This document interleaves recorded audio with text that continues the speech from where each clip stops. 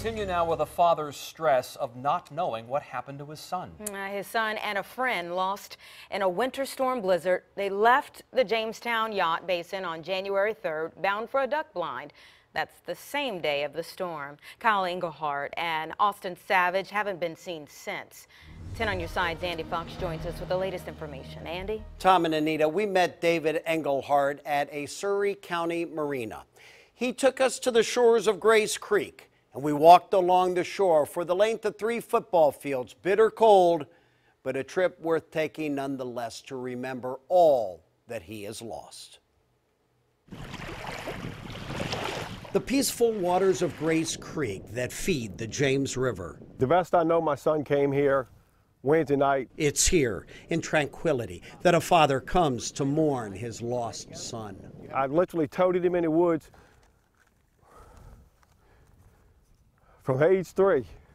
He knew the woods, smart, the best hunter I ever seen. David Engelhardt spent a lot of time with his son Kyle, whom he calls a modern-day Davy Crockett, king of the wild frontier. Smart.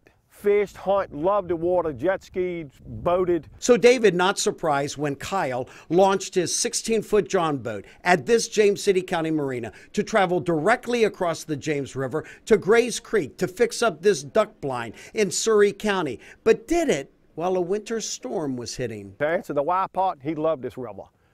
He loved to duck hunt and deer hunt.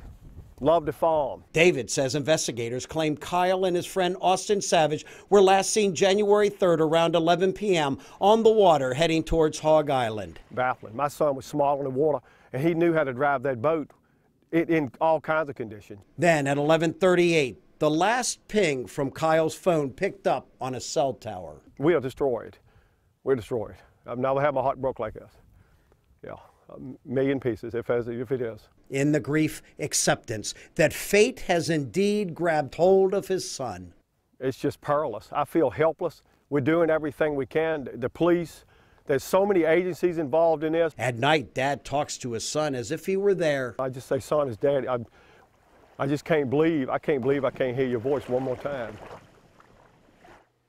David says the dream continued with Kyle looking up at him to say, "No big deal. Call me back, Dad."